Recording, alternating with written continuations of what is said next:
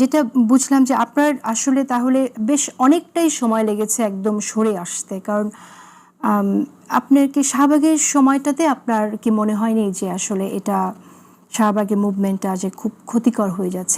এটা আপনি কখন টের পেলেন শাহবাগের ঘটনার পরে নাকি? 2013 5ই মে পরে, 2013 5ই মে পরে এটা টের পেলাম।